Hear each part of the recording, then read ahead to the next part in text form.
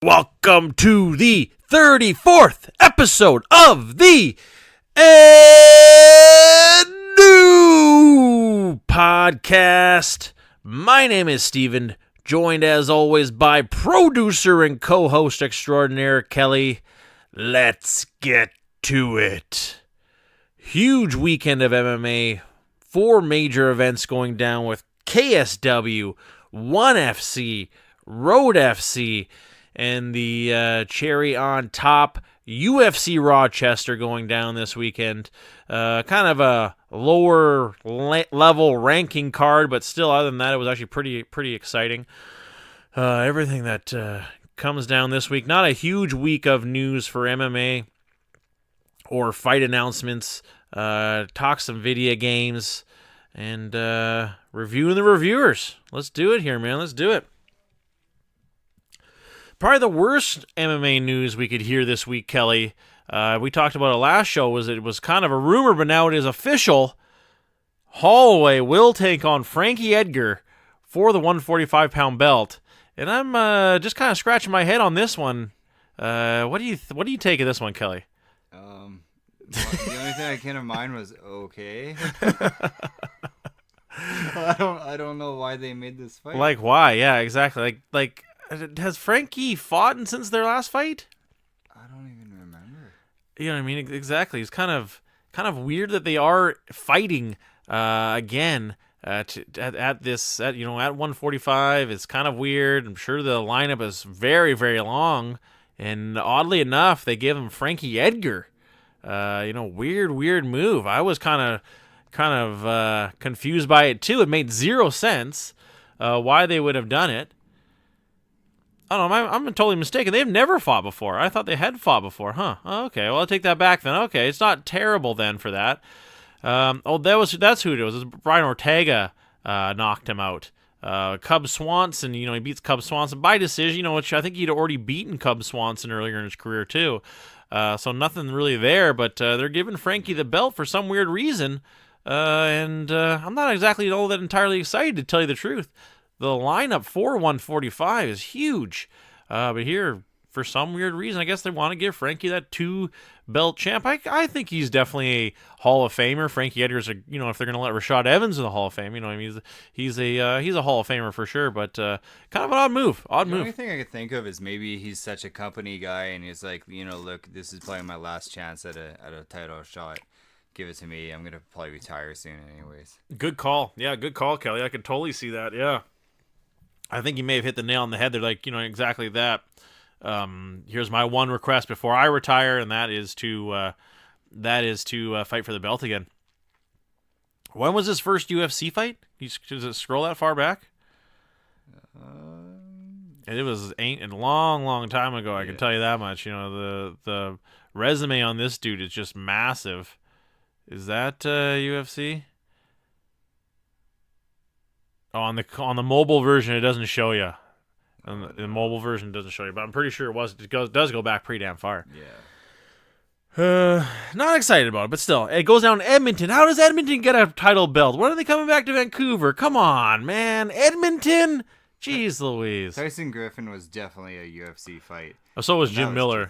Yeah, okay, this Toya Vice guy totally was too. I remember he was. That could have been that WEC, because I know that guy was a big WEC staple. Yeah, we're just guessing here, folks, on the New Podcast. Stay tuned. So it's definitely been since the beginning of his career at some point. Yeah, when's that? But still, that's like that's a long. I think it was even before that. Oh, it could have been 2005. I think it could have been 2005. Always a tough, hard-headed dude. Speaking of 145s, Volkanovski. Dude gets a blood infection from Brazil. They have to get it medically, stop him in fucking Chile, and he goes to the doctor. The guy's got a blood infection. What the heck was he doing in Brazil? That's crazy. I know, eh? Luckily enough, they caught it quick enough. Because he could have. His health was deteriorating quite rapidly, and that's why they stopped right away and got him off the plane. See, the thing with the infections, it could be on anything. If you have cuts, Oh, of like course. even after a fight or Uh-huh. practicing sparring, and it just gets on your skin, it could go into your bloodstream, and all of a sudden you got a blood infection. Oh, big time. Like, Big and time. it can get like real bad real fast. That's exactly it, right? You know what I mean? His feet started to swell and he started to sweat real bad and got super itchy, I guess is what happened. And he's like, Yeah. something is wrong. So they, yeah, good enough. Good thing for him is that, you know, it's not going to really sidetrack him since they caught it so quickly and he's doing fine. I think he's already fully recovered, which is, That's but awesome. kind of crazy news though. You know what I mean? Yeah. But exactly like you said, Kelly, it can happen to anybody, anytime, anywhere. It doesn't matter where you are. You know, it's the worst part about it is that kind of shit is you're more likely to get in a hospital or something. Yes. You know what I mean? That's the scariest part about it, really. You know what I mean? So good to see Volkanovski, but why didn't he get the fight? You know what I mean? I guess he did just fight, and they want to have another fight for Holloway before that fight, but oddly enough, but one dude who said he could kick the shit out of Holloway is Patricio Pitbull coming out. I understand he's the 2-belt champ now. He's the champ of Bellator for 145 and 155, but he's coming out and saying he has to basically say that he could beat up any UFC fighter. I don't know, man. I don't know. To beat Holloway or to beat Khabib, no way in hell. You know what I mean? Yeah, no way in I hell. don't see him beating Khabib. These dudes are huge for their weight division, you know what I mean? And Pitbull's kind of small, you know what I mean? It's not, he beat Michael Chandler, it's not, you know, who is also another small dude, you know, really. I'm not taking anything against him, but stay in your lane, man. That's all I got to say. You know, stay where it makes you money. You know, maybe if they do have a crossover promotion, it would be cool to have Bader, you know, fight, Gary Musashi, you know, and Pitbull to fight once. You know what I mean? You have to pick one belt to defend. I could see him trying to sell himself basically to the UFC at this point as a two-time belt holder. Oh, not two-time, but two weight class belt holder. You know, maybe he wants to fight for the UFC. He's just waiting for the paycheck. You know, Maybe waiting you're for right. the Yeah, offer to come in. yeah, maybe you're right, and that kind of helps it out too. Kind of arguing that point. You know, saying, "Hey, what's up?" Yeah, let's fight title fight right away. Yeah, exactly. Yeah, exactly. And I want $500,000 for it Yeah, exactly, yeah. right away. Exactly. Yeah. That's a good point. That's a great point. And you know, selling his brand, you know, Bellator has built him up and has been his home for a very long time. But if you're a man of your metal, you're always looking for that extra big paycheck, and I think that's what Patricio is doing here. Is looking for looking for more money. How much is enough money? More money, and that's what he's looking for right there. And good for him. I don't know though. I don't see him. I don't see him winning either one of those fights. But obviously he's saying what he has to say. Could he do good in both divisions? Yeah, I think so. I think obviously 145 is a better suited division for him. And I think he could do a lot of damage, like be a top 5 contender in the UFC. I'm not saying that. I'm not saying he's not that. That's for sure.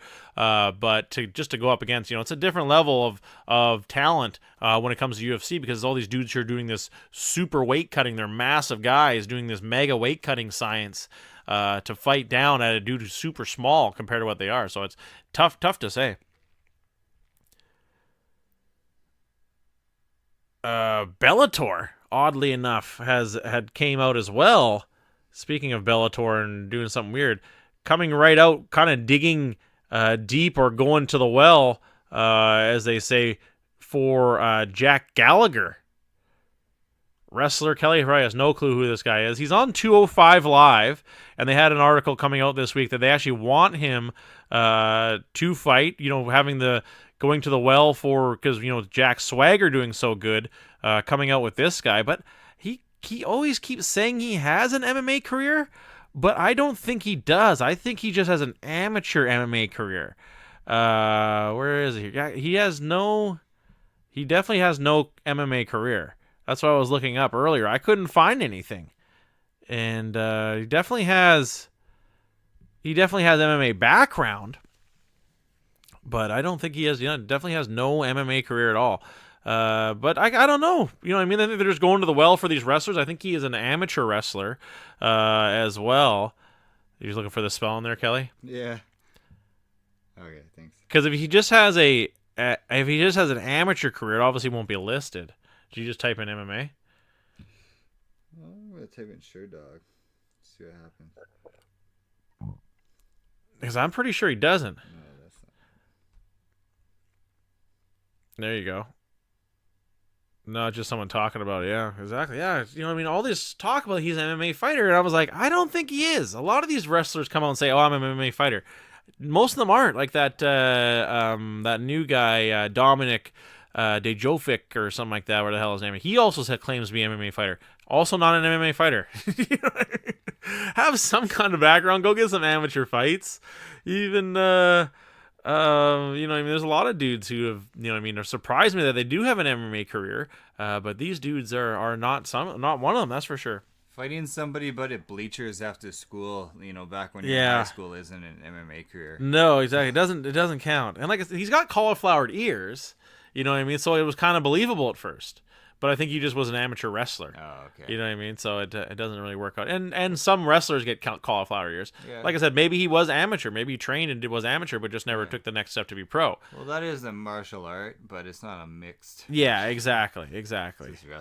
He won amateur wrestling events, so doesn't really transition. But I thought that was a weird signing. Like, why would they want to bring this guy over? I guess is it just for the wrestling name, or to kind of get that little bit of a pot with that too? I thought it was a weird move for either or, because I don't think Jack Gallagher would want to do it. It's kind of, he's doing good, I think, in wrestling right now. If he's not gonna be headlining any shows or even be the champ at 205 Live.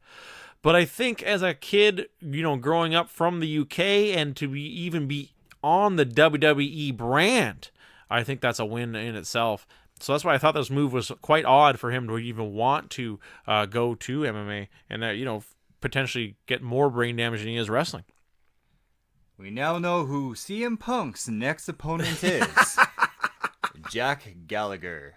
I think he would kick the crap out of CM Punk. That's an easy bet. A bet on him to lose. And surprise, surprise to motherfucking nobody. What would you say if I told you Tyron Woodley was injured, Kelly? What?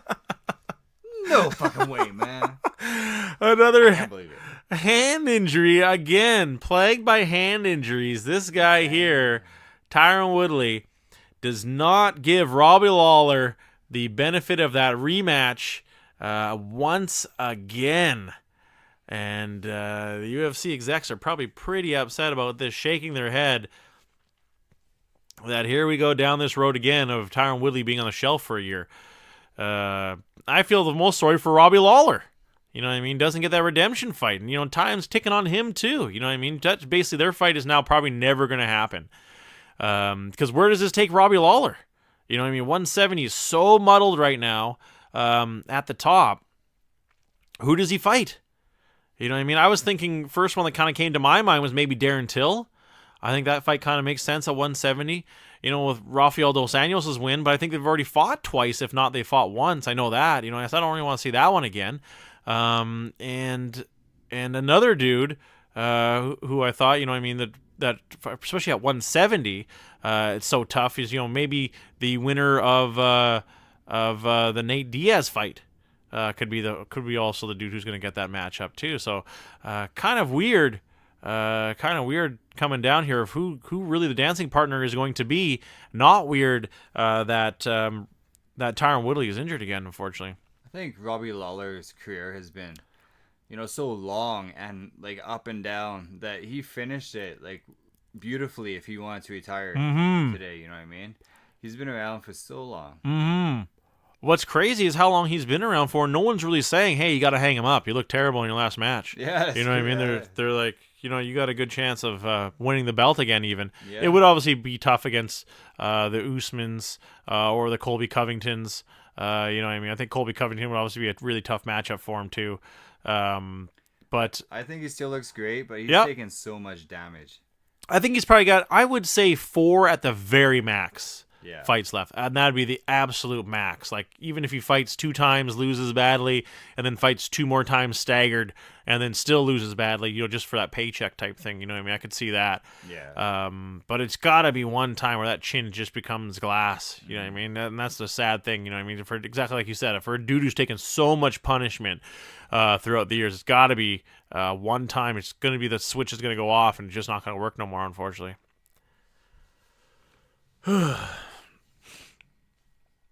A weird one, though, And I thought, hats off to him. A guy who got inducted. Kelly, I don't know if you heard. It was announced at the UFC last night.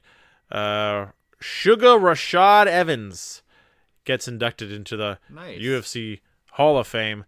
But I was just kind of thinking about it. I guess he was an alum. We got to go through all of his accomplishments. He was an alum of the UFC, Ultimate Fighter. I think the second season. To come that far with that many UFC fights, but he only won the belt once. You know what I mean? I guess if you do win the belt, you should be a champ, beating Chuck. One of the major guys to beat Chuck Liddell to take the belt. But I was just kind of teetering, is he a champ? Is he worthy of the Hall of Fame? I guess you'd have to say yes. Winning his season at heavyweight, and let's just go through it. Been fighting in the UFC since 2005, winning the show against Brad Imes. That was at heavyweight though. And then Sam Hoger, also a show alum. Stephan Bonner, beats Jason Lambert. Sean Salmon, I think, was the first fight that really started turning heads for people.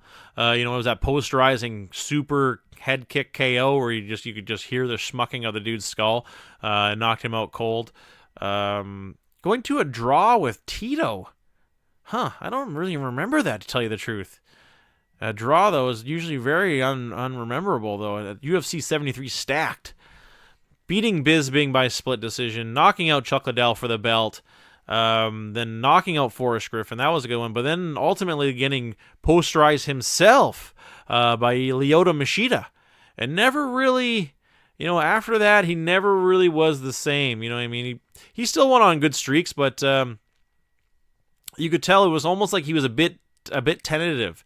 Kind of went to decision for the rest. That's where you kind of developed that total, like the mega hug style. And then that we saw him try to do later on, beating Thiago Silva, Rampage. They kind of got into it verbally, as most people do, and that was a really lackluster fight. I remember that, beating Tito with a knee to the body. I do remember that one. Beating Phil Davis, early on, Phil Davis, but then ultimately getting the title shot again against John Jones, losing to Nogueira, which was a bit that one I could have seen Sugar Rashad winning that one. Going to split decision against Dan Henderson and winning one he shouldn't have won, knocking out Chael Sonnen, and then going on that one hell of a bad losing streak, losing to Bader, losing to Glover, losing to Daniel Kelly, losing to Sam Alvey. Whew. I don't even remember that one. And then ultimately getting knocked right the fuck out by Anthony Smith last year.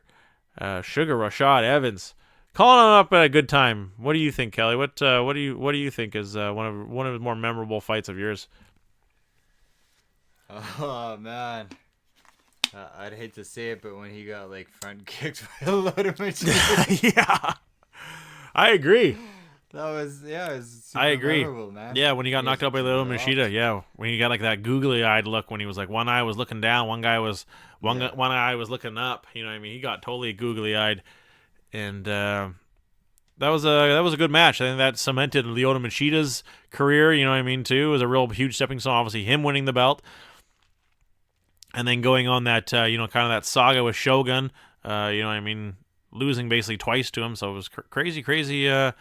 6 degrees of separation for that belt at that time. To go from where it did. Just an absolute amazing run. That Chuck Liddell KO was pretty memorable. Yeah, big time. Because that was kind of like when Chuck Liddell was, I obviously just lost the belt, but then he was obviously never the same after that. Yeah. Yeah, it's kind of weird. Why do you put somebody in the UFC Hall of Fame? Is it because they've been there for a extended period of time, like a decade or longer? Is it because they made you a bunch of money? Or is it because they actually won all the fights? And yeah, it's kind of up and down, especially at the end. It's mostly down. That's for damn sure. Yeah, that's for damn sure, and exactly that. It's just going to happen to whoever. It's tough to wrap it up sometimes and say, no, I still have some. I still can win. I can still win. And then the younger talent just kind of catches up to you, unfortunately. I think BJ Penn should be in there, but he's been doing terrible. Yeah. But he's been champ numerous times. Oh yeah, no, he'll definitely be a Hall of Famer. Yeah. But yeah, he's one for sure that has to stop fighting. You know what I mean? Go somewhere else. If you're gonna fight anyone, go to Bellator or something. Stop fighting UFC. Yeah. It's ridiculous. Like GSP should definitely be in there. Oh, 100%. Connor, just because he was a champ at some point, even though he did pick his fight. He helped carry him through this era. I'll give him that. They made the Fertitas huge. They made them the billions that they have now. You know what I mean?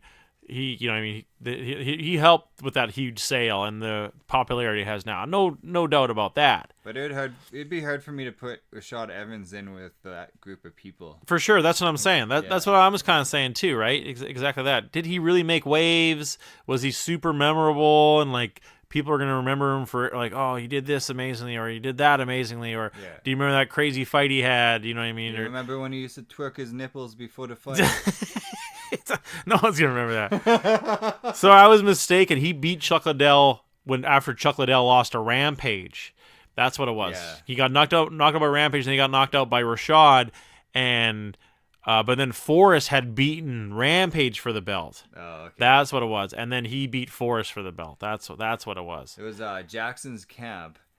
They had like this superstition, and at one point, like him and Keith Jardine and stuff, they were like playing with the nipples before the fight. It was fucking so weird. Super weird.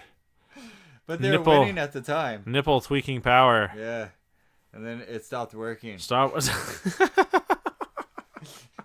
They rubbed all the power out of the exactly. That's what they didn't tell him. It was only gonna last for so long. They had to move on to bigger and better things. And they wouldn't just let them pull out their schlongs and twist on that, so they were screwed. They were totally screwed. Oh, man. Son of a bitch here. I lost my page. Oh, no. We have lost the page. But folks. One thing, I was talking about a few... it was probably a good long time ago, actually. You know what I mean? TV shows, having, what could they do to kind of be the next big thing, with like game shows or, that sport that's going to be the next big thing, with fans. And oddly enough, it was just reported just this week. And weirdly enough, J.J. Watt and his brothers, TJ and the other brother, will be the host of a game called Ultimate Tag. It's going to be on Fox, going to debut in 2020. And I'm kind of intrigued a little bit. It does seem a bit odd, but this TV show, it kind of perked my interest a little bit. It looks kind of okay. It looks okay. It's like a gladiator show. With kind of like a pyramid people have to climb, kind of a King of the Mountain tag. So it kind of adds to a little bit of it. Interesting enough. It's going to be right around SmackDown. They're going to use it with kind of a lead up show for SmackDown, or a show that's going to come before or after. So that's kind of cool too. But it's going to be just some unscripted show of athletes playing tag. Weirdly enough, they're going to have video replay. What are they going to do to determine tags? Are they going to make it like a flag? I guess they have to make it like flag football, type thing, where you grab the flag. I think it's really the only way you can do it. But I'm really kind of interested to see what's going to go on with it. Oh, Kelly's on the edge of his seat about this one. I hope they use weapons. Tag with a baseball bat. Oh, I thought you were gonna think like guns. Oh shit! Tag. They all have bulletproof vests and shit. You're it. I guess it would have to be full bulletproof gear. And he's running up this hill in a bulletproof gear, and he's like got the top. And you just pick up better weapons. You know what? It's a battle royale, but live. Everyone's bulletproof. You gotta find a gun first. Huh? I like it. I'd be so scared. I like it. Sign me up. Sign me up. Head, it hurts bad. Dead. Not dead. Battle to the death. Yeah, no. Let's do it. Great idea. Tag, you're dead. There you go. That's what they could call the show. Or like you have to like keep like passing on like a bomb or something like that, and then yeah. the last guy gets blown up. I don't know why I laughed at hot, hot potato to the death. Oh shit. Potato. Coming to Fox. Yeah, but kind of cool. Kind of cool. It's gonna be interesting. I finally finished Far Cry 5. Finally put it to rest. Great game. I kind of was at a point where felt like I was rushing too much, so I slowed it down, did some side missions, and then I was kind of at the end. I'm like, I just want to get this over with now. The game's a ton of fun. I honestly wouldn't mind going back and doing all the missions still, or getting all the baseball cards, or I got all the lighters as one mission. You have to find lighters dispersed throughout the place, not to get records, and comic books. Comic books is the other one. They're dispersed throughout the entire map. But gruesome ending for Jacob Seed. Oof. If you're interested in the game, man, it's fucking amazing. I thought the final stage I was in, the guy was the most gruesome of the family members. There were just people fucking crucified everywhere with like bags over their heads and super nasty shit going on. Like people like being tied to pitchforks and like being impaled on other pitchforks, or people just being burned to death. It was fucking nuts. And he always capture me and do something to torture me in a different way, like starve me. And then he had like this little music box that would hypnotize me and make me get all fucked up. So that's what he did. Last night he captured me, starved me for 7 days, and I was like had to eat dog food and shit. And then the guy helps me break out, and I get, of course, surprise, once it's all done, I get captured again. Once I get my meter up to full, I get captured again. These guys have like little blow darts. These guys are, that's all you're, and like you're like, oh, I'm all fucked up, and then you fall down. And final one, every time he captures me, he makes me run this course. I got to run this course, and then I'll wake up again. But I won't wake up until I've beaten the course, and it's always like the same thing. I'm going through room to room to room. I got different guns. They're laid out there, and then I got to kill all the people. But he was training me. I kind of had a feeling he was training me to attack the good guy's base, and that's exactly what happened. The whole time was a training routine to attack the good guy's base, and that's all you do. You wake up shooting the leader of the Whitetails, and it's all fucked up. And like obviously you just you help them, and they know, the one girl knows like, hey, we've seen this before. He was trained. He didn't know what he was doing. He was being controlled. So they're like, okay, if make it up to us, go kill Jacob Seed, and you have to go out. And it was actually probably the easiest out of fighting all the other brothers. The first one I had to use the stupid airplane. Second one was a super whacked out space throwing sister, and now this guy, he just was like he had a sniper rifle and he was stuck on a hill, so he was the easiest one to take out. Climbing the hill and eventually shoot. He actually had a normal shoot him, go to his base, take down his base, which was once again a little bit of the easier ones too. Having done these bomb silos 3 times in a row, kind of just rushed through it with a heavy machine or light machine gun and kind of just mowed down anything in front of me.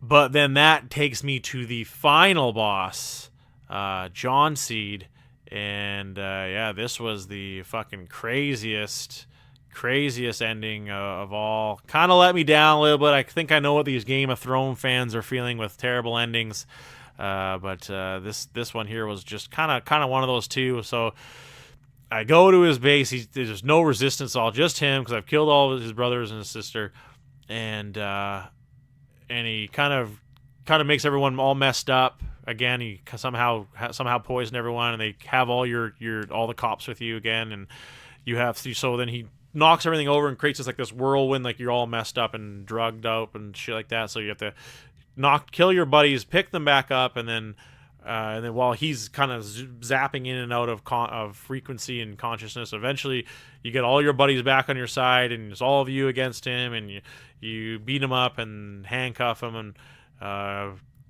you don't handcuff him yet, but you beat him up, you handcuff him, boom, a fucking nuclear bomb goes off like in the distance, and you're like, what the fuck? So then you get him in the car, you're driving away, and You're the duck guy or the Dutch guy that's been your buddy this whole time. He's like, come to my bomb shelter. Everything will be safe. So you're trying to drive to his bomb shelter while different nuclear bombs are going off. It's just crazy. So you get to there, and this tree crashes down on the truck, and everyone's knocked out again. And fucking just like with the helicopter, John C's out of his cuffs. He picks you up, kills Dutch. You're in his bomb shelter while all these other bombs are going off. You can hear them in the background, and game over. That's it. It's like, what the fuck? You know what I mean? I guess it leads into the expansion, where like it's after all the bombs have been dropped, and how people are living with all the nuclear fallout and that type of thing. So I kind of want to get the expansion now. So they did exactly. They did do. If that was their plan, they hats off, because it totally worked. Because now I'm like, fuck! I was so invested in this storyline. I got to see how it ends now. And if that answer is going to be solved by the expansion, well then fucking sign me up. I was saddened by that. I was very saddened by that. I hope I didn't spoil it for anybody, or if you were just living vicariously through me and not really wanting to play the game, and now if you're on the fence, it's kind of always, what happens in the end? Is it going to be worth my while? What happens in the end? But like I said, it was tons of fun. The guns, the driving, the hunting, the fishing, and then the missions on themselves, along with this, wrapped in with the storyline like a nice little bow. I can't say enough good things about Far Cry 5. I'm totally sold on this series.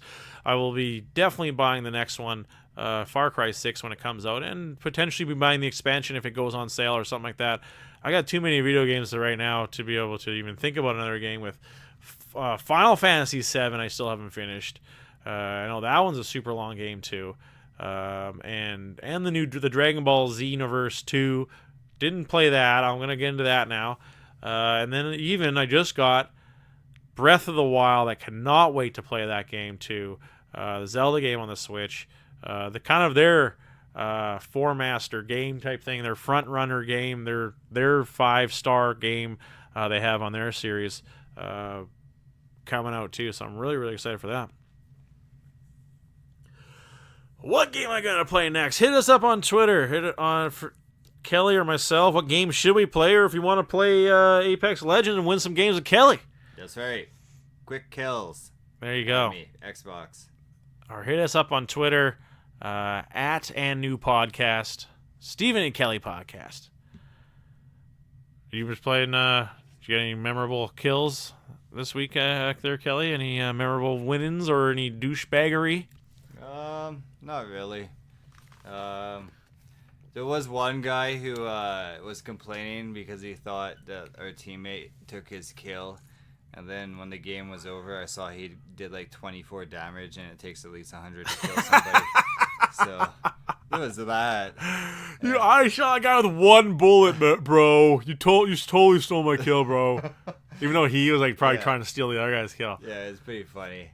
I got one game-winning kill this week. That's about it. Yeah. Nice.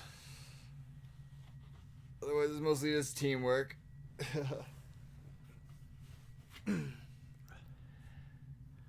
Yeah, I'm just waiting for new Legends. Yeah, I know, eh? You think they would have... It seems like it's been forever since they released the first new one. You know what I mean? Yeah, it's been quite a while. I have so many points, and they don't let you spend it on anything but Legends. Or if you have... That's crazy, yeah. If you have, like, a legendary item, you can buy different skins for it with the points. But weird. Other than that, you can't use it with anything, yeah. Do you have, like, most of the skins unlocked already? No. It's kind of random which ones. That's true, yeah. The loot boxes. There's a lot of skins, too. That's for damn sure. That's one thing they did. Oh, boy. I was hearing a lot of good stuff about this review and the reviewers. I got to tell you, this could be our claim to fame, Kelly. This could be it, man. If I could get through a show without stuttering the whole time, I think we actually may do something with this. That's the realness of it here, folks. On the And New Podcast, stuttering. Oh, shit. I was trying to think of, what place. I like to go to a place like Go To. You know what I mean? Because then it keeps it more topical, more real. Because then I know it. Then I know these people. Hey, this guy's a fucking idiot. He's totally talking out of his ass. There's no way that would happen. I think I'm a review aficionado enough. I'm just gonna give myself that moniker. Reviewing of reviewers aficionado. So let's do it back by popular demand. Reviewing the reviewers. I'm going 7-Eleven. I'm going 7-Eleven. If they're going to go to a place where you're going to get bad service, whether it be the bathroom, the gas station, the Slurpees, I can almost guarantee. Once again, I'm just going in this blind, folks. I think the Slurpees are going to be the hot topic of the 7-Eleven. Because I've been to 7-Elevens and the Slurpees are all in disarray. Whatever, it happens. They can't be spot on all the time. They're fixing them, or they just refresh them, so it's not cold yet. And I remember being in one time, and the guy's like, "You're losing a lot of business." And it's just like, it's 7-Eleven. Like, they give a fuck because they didn't sell you a goddamn Slurpee for like $2 is what it costs you, and they probably cost them like 5 cents to make. You know what I mean? They're really hurt, man. They're really hurt. You know what I mean? That they couldn't get that. They couldn't sell that Slurpee to you that one time. Whew, this is good. This is good, man. This one here, the closest one to us here. Oh, it's only got 19 reviews. That's people. Come on, step your game up here. Step your game up. 19 reviews. Obviously, the majority of them are 1 stars. 3.2 stars total. A lot of very upset people with this 7-Eleven here. Let's take a look here. Let's break it down here. All right. Yeah, a lot of okay, perfect. Let's get into this here. First one's really easy. It is obviously someone super mad. 5 months ago. JS. Oh, oh boy. This is a guy about an interview too, so you can imagine how good this is gonna be. First of all, you're giving a place a 1-star review because of how they interviewed you for the job. And you got your name on Google. So, you know what I mean? That's going to be a rough go right then. If anyone's going to just search up your name, they're going to see this review and you being a dick because they didn't hire you at 7-Eleven. I feel bad. Like, how bad is this, dude? You didn't get hired by 7-Eleven. Let's get into this. First of all, they called me for interview. Then they said, "You are hired." Then I filled out the paperwork. Then these guys told the security clear will take 2 days. Then after I called them, they told me, "We have lost your paper." Come again. I went again in the station, and lady said, "We got your paperwork, and it sent them after 3 weeks." These guys didn't answer or send any of your paperwork. Security check in parentheses. This is I'm really reading through a lot of bad spelling on this one here, folks. Find another job. Like, seriously? That's just weird. They didn't obviously say that to him. They are such unprofessional people. Don't ever apply here. I don't know how they got the franchise. Cons. And then to say cons at the end. Wow. Conned you. I know. He totally got conned. They totally stole his information. That's how they do it. That's how they're stealing people's information through fake hires. They're selling it online. JS, I give you 1 star on being a total moron. This person's just fucking weird. Short and sweet, though. I like it. This guy's got a lot of reviews. CG review. He's done 101 reviews. He did this one 11 months ago.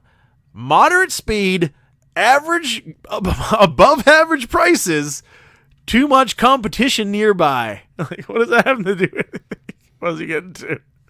The corner store market is cutthroat. I tell you what, man. That corner store market. I've never seen a bottle of pop or a chocolate bar so high in my day. Whew. Oh boy, I like this one. Here we go. This is what you want to hear. MK. This is a year ago. MK. Not a lot of traffic through this one, oddly enough. Weirdly enough, people don't give a shit enough to review on the 7-Eleven. MK 1 year ago. 1 star. I usually do not give any reviews to the convenience stores. But I actually went to this store 2 hours ago. I was buying a couple of stuff from there. How high are you, ma'am? Pull over. How high are you? Buying a couple of stuff. As you do. As you do. It seems they have very rude employees that work there. When I entered the store, the cashier was very rude. I don't know why he started swearing at me. Hey, bitch! I was like, that just goes, just like the person was so high, they were oblivious of what's going around. They're like coming, like their hand is missing. They're just bleeding all over the floor. The guy's like, what are you doing in here? Get the hell out of here. You're bleeding all over the place. What's your problem, bro? Get out. Oh, very weird. Even though I didn't do anything, I always buy things from here because it's very close to my family restaurant and to my house as well. I need to phone the store manager tomorrow and tell him about the guy and his behavior. His name is Kalwant. Oh man. Amazing. I'm gonna give her 5 stars. I'm gonna give her 5 stars for being honest and kind of just being so whacked out at the same time. I really enjoy that. I really enjoy that. Obviously, here's the fake reviews. That's what I always love, especially when it's this person could have been an actual legitimate person, just doesn't care. They just want to pad the review list. But the people who are like the actual employees, that's something we don't get into, or the employees or the owners, like people actually reviewing their own store. They give them like a 5-star, like, the best people. My God. They gave me a hand job out back afterwards. Exemplary service. If I could give them 6 stars, I would. You know what I mean? Like, stuff like that. Like, that's total bullshit. Like, look at this. Like, nice, tiny, and clean place. Friendly, helpful employees. Bullshit. Bullshit. Never, ever would that happen at 7-Eleven. I'd call bullshit on that. And here we go. Oh, that one's man. This place has really got some reviews. Let's go with this one here.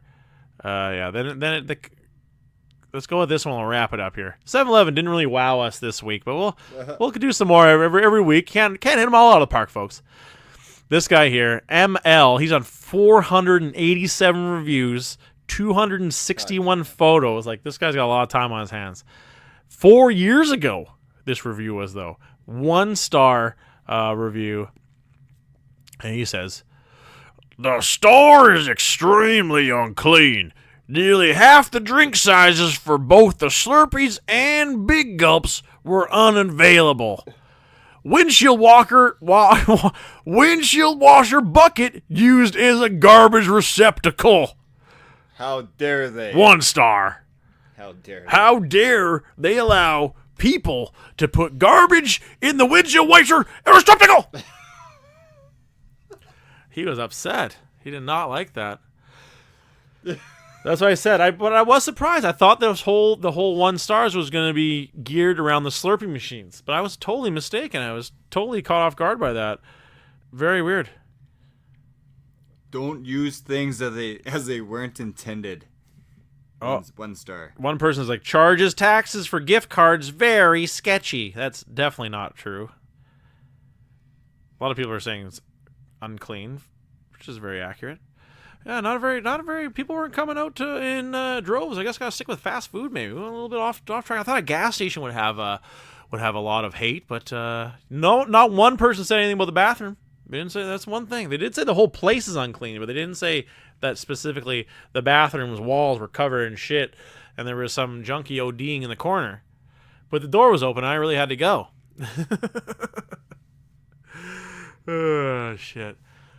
Oh, all right. What time we got? All right, let's hit up some commercials here, and we'll be right back with all the MMA that came down this week. Stay tuned, folks. We'll be right back after these brief messages.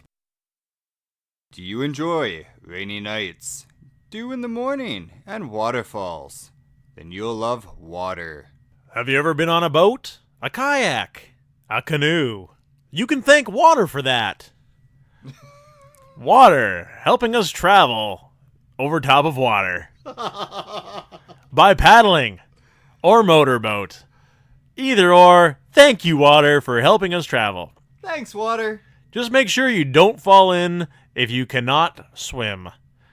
It will kill you. Water, killing more people than anything since the beginning of time. Thanks, water. Water, you can't breathe that shit.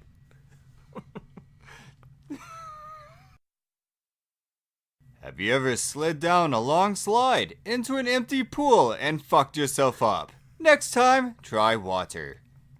Helping you live and not fuck yourself up.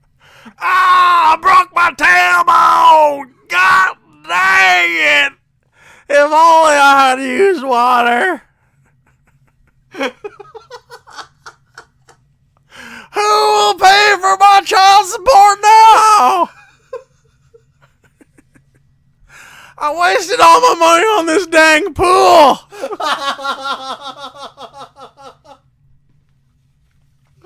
And now my ass is broken. I should have listened to those guys, Stephen and Kelly, on the new podcast and used water. Why was I so vain, Lord? Water. And welcome back, folks. Hope you enjoyed our commercials. And go grab yourself a tall, cold glass of water on the house. Tap water. Nothing beats it. Breaking down the combat sports that went down this whole week. Man, did we ever have a full weekend of international fights. One thing was kind of easy to touch base on was the boxing match that went on with the heavyweight WCB or WLBC or whatever the hell belt they were fighting for. Deontay Wilder knocks out Brazili in no time flat. I think it was a minute, 29 seconds, something like that. Very lackluster. Just goes to show that boxing is still a piece of shit sport. Because this dude just got knocked out by the Joshua guy. What the hell's his name? I can't remember. Some other the British boxing heavyweight champ. He got knocked out by him. So it's like, oh, I don't want to fight you yet. I want to fight the guy you knocked out. You know what I mean? So it's just like, bravo. No one gives a shit, boxing. Thanks for putting on another terrible show and promoting these champs to not fight the best fighter in the world. ONE FC went down on the 17th. It was a really, really good one with the showcasing the debut of Sage Northcutt. Coming across the pond there to fight in Singapore, headlined by Aoki taking on Christian Lee, and there wasn't really anybody else and other notable names, but Hot Tamale, that knockout, Sage Northcutt, Cosmo Alexandre cements his name on the map there. That was one hell of a knockout. That punch was fucking fierce. You could hear it. You could feel it through the TV. That knockout punch was crazy.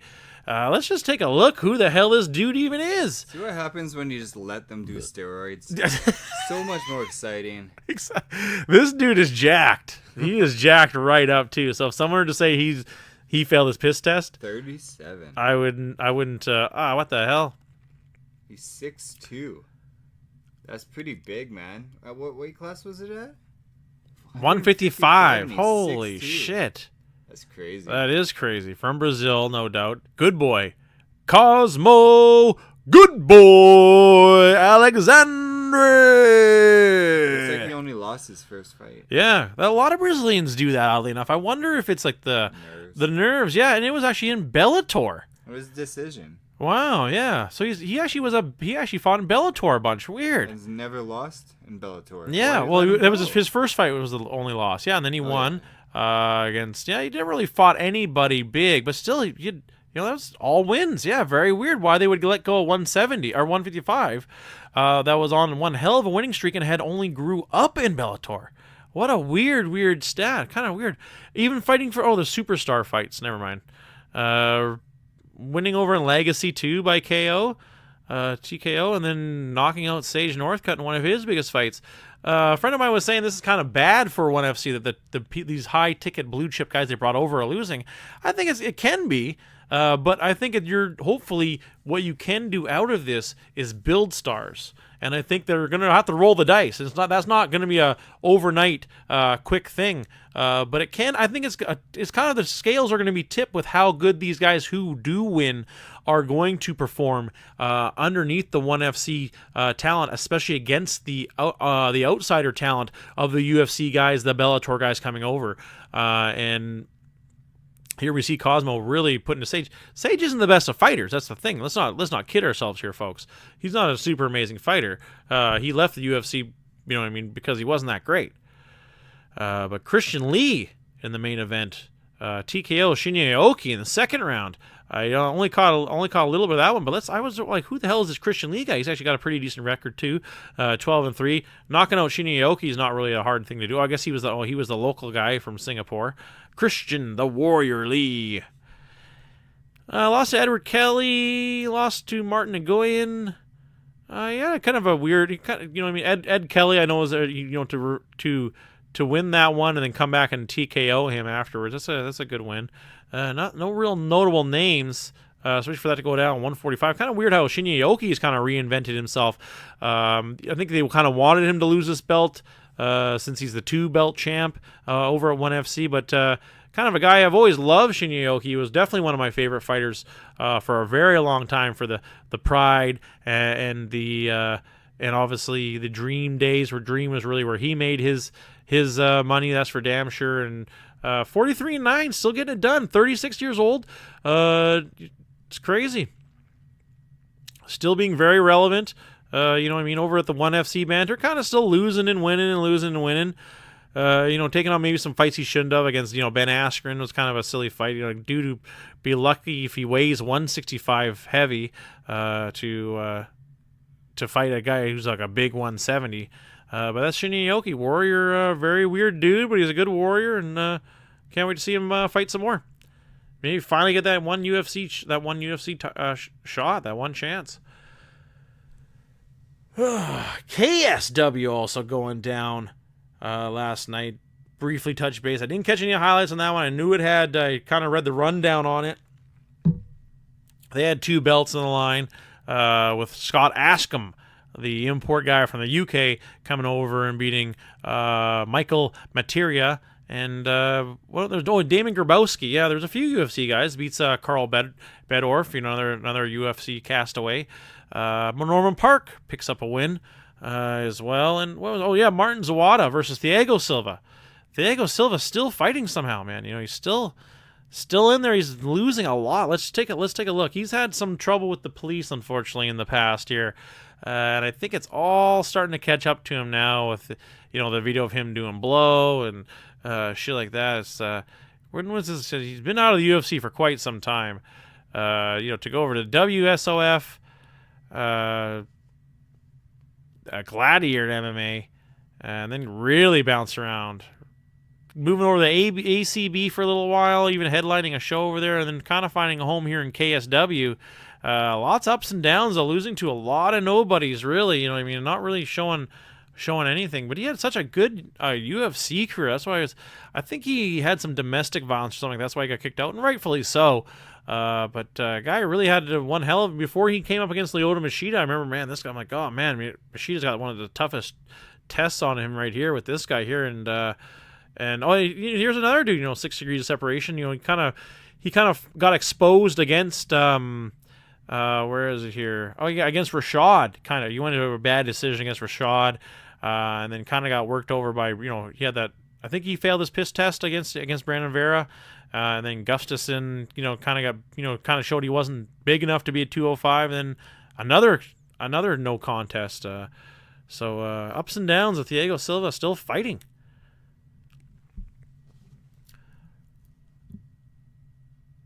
One event that I got to watch as well, luckily enough, was Road FC. Got to catch it again. Actually, another decent show.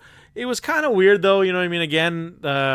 They have like this one, he's like a sumo from China, and he was supposed to actually fight Jerome LeBanner from K1 days. You know, I mean, Jerome Benner's got to be close to 50. That's the only thing about it. You know, Jerome Benner's got to be pretty old now.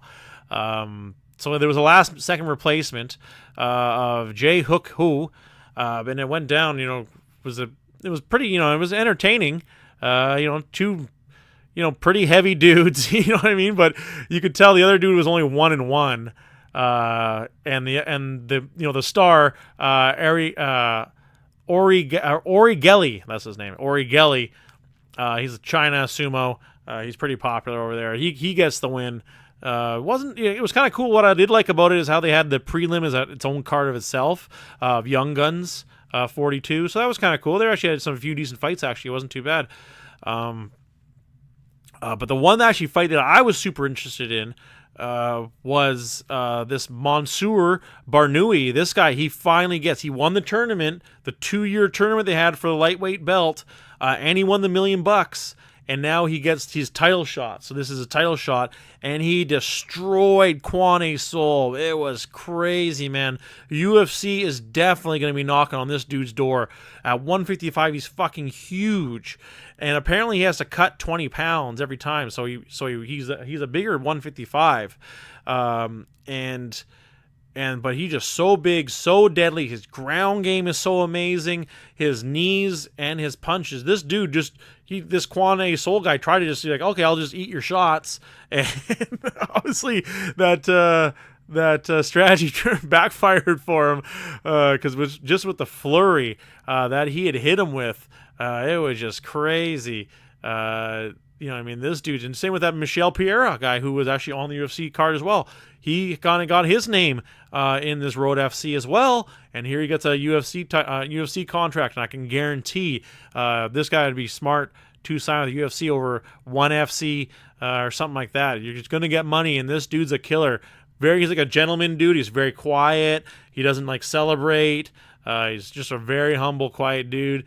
And he's just an amazing fighter. He just got it all together: kicks, knees, and the punches, and his ground game. That's what's the craziest thing about it. His ground game is probably better than everything. I think he's a judo guy, and he does his takedowns are amazing. Amazing card by Road FC. Again, they're doing it. It was a lower level card, but I think if you have two fights that are going to make people watch, we used to see back in the day, Kelly, where it'd be one fight. There'd be one main event, and it'd be like their local guy versus the UFC bum, right? You know what I mean? He went 0-3 in the UFC. Their local guy versus that guy. Yeah. But you need that second fight, too. You need two UFC bums. Yeah. To get people interested, yeah. Exactly. You can't just have that one fight. You can't rely on that one fight. And I think they did here with that Ori Gelly guy. He could be a star. He's open weight. I think he's like 290 pounds. But he's a decent fighter. Yeah, he's a big guy. Exactly. Knock me out, that's for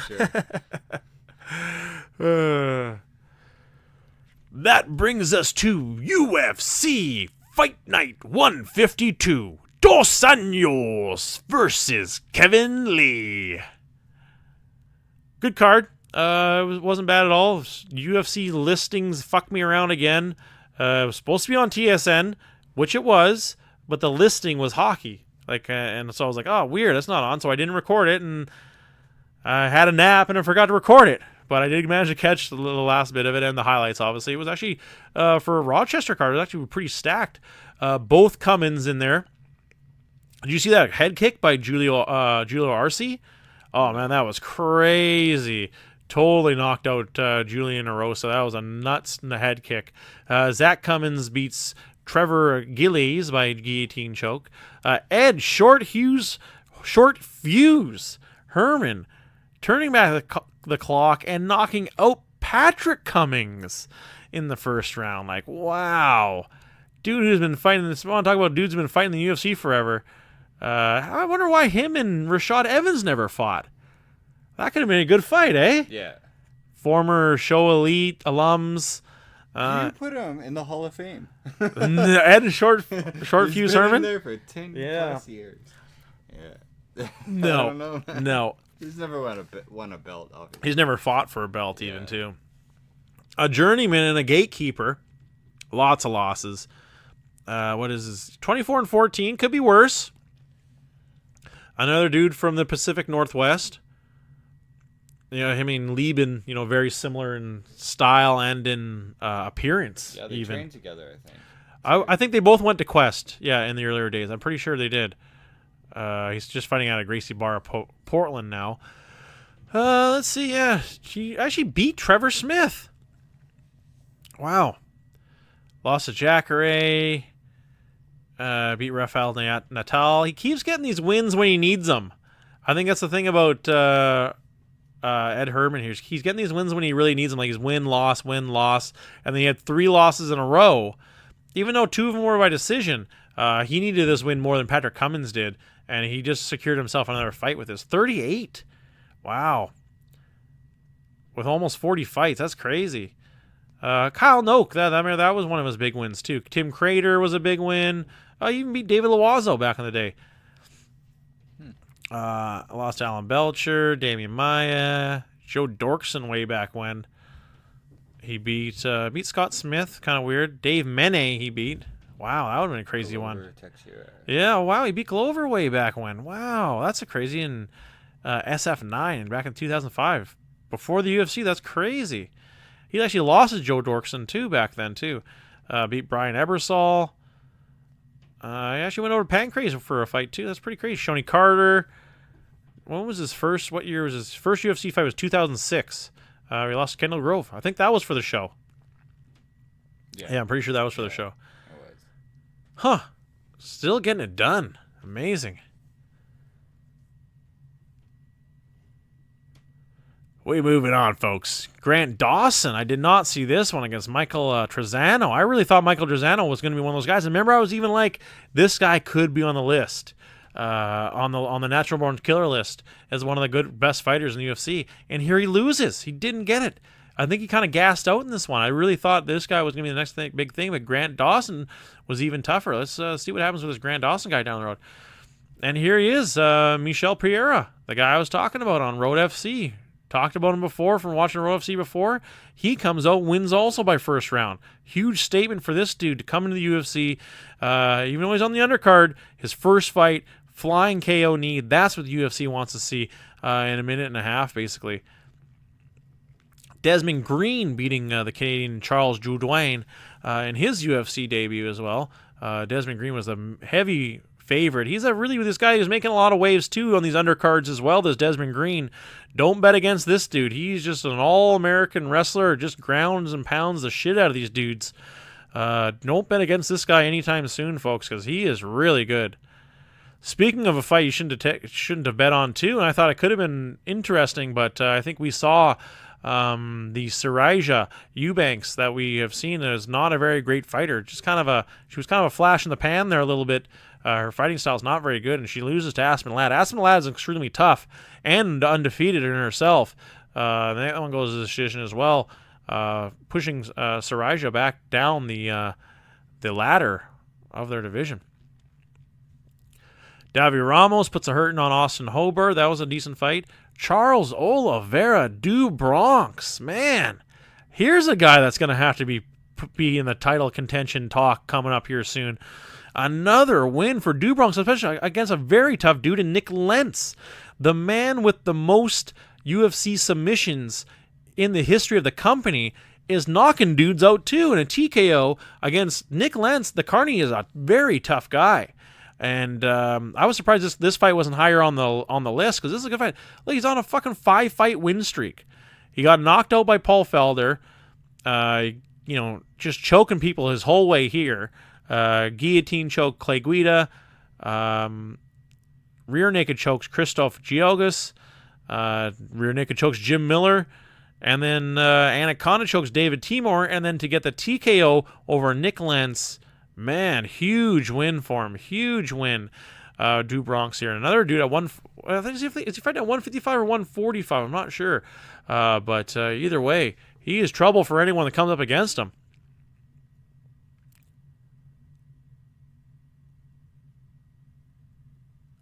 With the late replacement of Anil Magny against Vincent Luquette, Derek Krantz against TKO. He put up a good fighting chance for a last-second replacement. And Neil Magny fails his piss test. You know what I mean? Tough news way. for him. Yeah, failed his piss test. I didn't. Sucks. I know. I didn't think he was one of those guys who juiced, but Fuck you, USADA. he's saying it was a tainted supplement. So we'll see what happens. He could probably get 6 months. Oh, I probably got it from John Jones. Exactly. They do train in the same place, I think. Yeah, as long as they're in the same place with him, he's gonna be tainting it. Exactly. He's sweating it out of him. He's so juiced up. It's in his DNA. I'll never leave him. If you share a water bottle, you're getting Yep. PEDs. Exactly. That was a good fight, though. Luquette, though, just too much, and Derek Krantz getting knocked out. Huge win for a Canadian girl in Felicia Spencer. Take on Megan Anderson. When I saw Megan Anderson in the weigh-ins, I'm like, holy moly, this chick is super tall, super lanky. She looks jacked up. I'm like, who the hell is going to be able to beat this woman? And we found somebody in a Canadian, Felicia Spencer. Man, was she ever took it to her. Stand up, she tagged her a few times, and then when she took it to the ground, very heavy top game coming from Felicia Spencer. And I have no clue who this person is. Let's take it down. Let's break it down here. Clicking it on. I can't remember. I think she's from Quebec, I believe. Felicia, the Phenom Spencer. And it's spelled Feenom. So it's kind of weird. Saying she's actually born in Florida. I thought I could have swore she was from Canada. Or maybe she's fighting out of Canada, because she did have the Canadian flag with her. Very weird. No, it's not impossible she was maybe born in America and came to Canada at a young age. That's happened before. Grew up on Invicta, much like Megan Anderson here. Totally grew up and just been beating the shit out of everyone that they put in front of her the whole way. You know what I mean? Wow. 7-0 with 5 finishes, 1 KO, 4 submissions. Wow, she knows how to get it done with the jiu-jitsu. Getting a rear naked choke over Megan Anderson. Beat Pan Sorens. I'm pretty sure she was the 145-pound champ in Invicta as well. That's kind of a revolving door, because basically as soon as you win that belt, you get to come up to the UFC, basically. So it's kind of whoever wins that just instantly vacates it and moves up to the UFC. Beating Rachel Wiley, Madison McElhenney, Amy Coleman, Akila Al-Hamaid, and Helena Kopensky. Yeah, so she is Canadian, but she fights out of a gym in America. That traitor. Yeah, so she fights out of Orlando, Florida, but she is Canadian. From Montreal, okay. Yeah. She actually beat Macy Chazon in her amateur career, oddly enough. So, you know what I mean? To be from Florida, you know what I mean? Or, to fight out of Florida, but be from Quebec, but to fight a girl from Louisiana, that's kind of crazy, too. Huge win for her. I'm sure that their paths will cross down the road. Or I think Macy Chazon's a lower weight class. I wonder if they're going to rank her now that she beat Megan Anderson. I think they have to. Yeah, I think they 100% have to. At least, top 10, you know what I mean? 8 or 9 or something like that. The co-main event actually wasn't too bad. I was like, oh, why the fuck are these guys in the co-main event? Ian Heinisch takes on Antonio Carlos Jr. It was actually a really good fight where everyone was hyping up this Antonio Carlos Jr. I've seen him fight a few times. Good fighter, good grappler. He's got some decent striking. But this, if you could look up heart in the dictionary and determination in the dictionary, it would be the picture of this Ian Heinisch guy. I've seen him fight a few times now, though, and give up is not in this guy's vocabulary either. Super, super tough guy. He took all that. My hat goes off to him because he had a rough first round. I thought it could have been easily a 10-8 round, where he was getting ragdolled, and Antonio just had his back the whole time, and he tried to go for the somersault or the Yuri-Giri reversal with that somersault when somebody is on your back, and he rolled with the somersault every time, was totally ready for it, so he couldn't get out of that move, but he survived. He didn't give up. He knew what to do and just rode out the storm, and it was perfectly timed, basically. I think it was about like a minute and 45 seconds or 2 minutes into the second round where he started to take over. He started to take over the grappling. He started to get the takedowns and then get out. Started landing the punches. And I think that's what made it hard for the judges to judge this one and give him. He won easily the second round, and the third round was all Ian. And I think that's what we saw was just grittiness and determination and heart. And that's what this guy has. I don't know how good he's going to do because I think this is if it's at 185, he seems he's maybe a bit undersized. Yeah, it's 185. How tall is he? 5'11". That's not bad for 185. But I just think, he's probably better suited for 170. Yeah. He's got the fighting style of a 170, but I don't know. There's a lot of killers at 185, and he just seems like he's been undersized last few dudes he's fought. He's got quite a good streak going on, coming out of the Contender Series and then winning his two UFC fights. He's got a very bright future ahead of him. Oh, he was on the Argentina card. That's where I saw him before. And he won that one too. Tough dude. Fighting out of Colorado. Ian the Hurricane Heinisch. He obviously looks as German could be too. That brings us to the main event of the evening. Rafael Dos Anjos versus Kevin the Motown Phenom Lee. Good fight. Really good fight. They both brought it. And I really had a fucking notion. I was really kind of upset with the matchmaking. Matchmaking has been terrible, and I've been talking about it forever.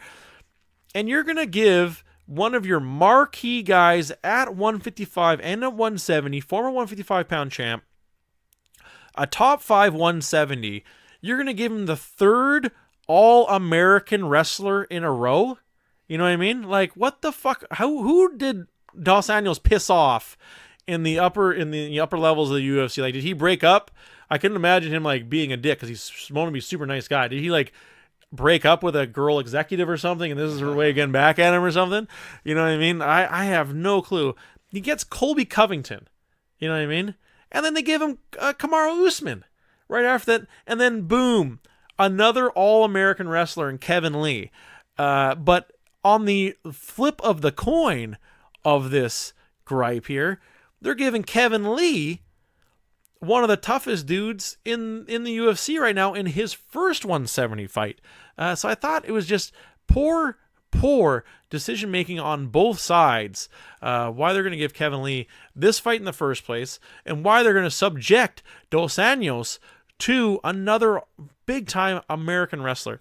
But Dos Anjos came to play, and he's got a strategy now for these American wrestlers, and it's this Kimura kind of peeling Kimura move where he goes for the Kimura but doesn't go for the wrenching of it. He just using it to peel that one arm off, and that's my top three steps of jiu-jitsu.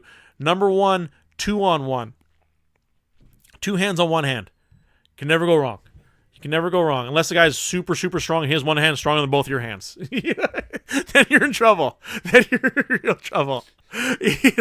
But that's the number one move. These dudes are both the same weight. They're going to be generally the same strength. 2 hands on one hand, you can't beat it. You can't beat it, and you can't be taken down with a guy with one hand. And Dos Anjos had this perfect move he was using all throughout the night, and he kind of used it to spin around. I think he really opened up Kevin Lee's nose in late in the first and then more in the second. Kind of pissed him off with that. And what they had kind of mentioned throughout the entire time was Kevin Lee's maturity.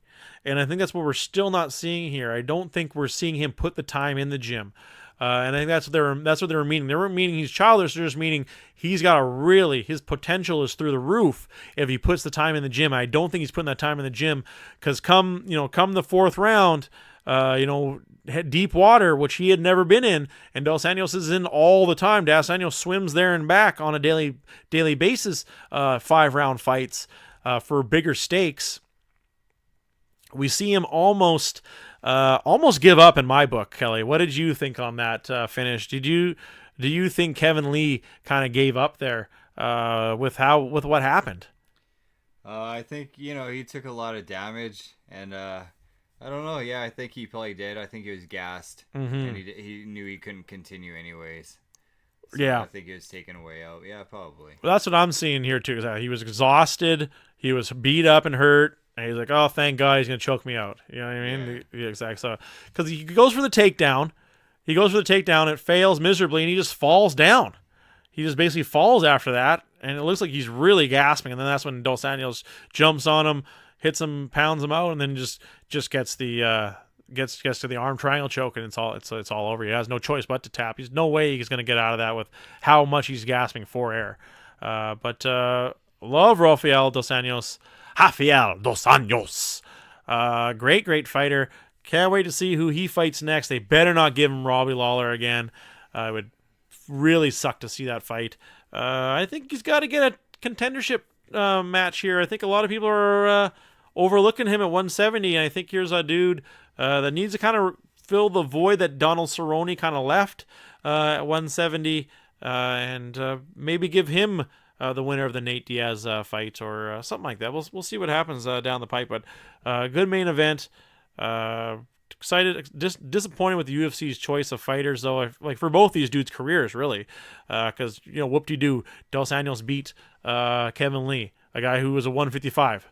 Whoop-de-doo, or Kevin Lee, loses now to a really good guy too. Where does this put him at 170? Your first fight's against a former title holder of the weight class you came from. So I thought it was kind of stupid. I wish they would have went with the 165 thing that they were kind of talking about. Kevin Lee was kind of thrown around. I could see him obviously benefiting from that weight class as well. Going down. I think we actually have, if I'm not mistaken, I think we actually may have a week without UFC next week. Let's take a look here. Yeah, we do. No UFC. I can breathe again. We can go camping. Yes. Oh, man. Yeah, it's going to be in Sweden. Gustafsson versus Smith going down. Should be a good one. Nice. Yeah, should be good. Really excited about Money in the Bank going down tonight. Lots of change-ups with that. I'm very unfortunate to see Alexa Bliss once again injured and having to move out. But it's a huge opportunity here for Nikki Cross to be in the match. I obviously don't see her winning, and now I'm kind of up in the air who is going to win that match. But we will find out, folks. Excited about that. More video games down the pipe. Tons of UFC to get to, even though it won't be next weekend. We'll find something to report on. Even the one after that is going to be a really big one for the 135-pound belt.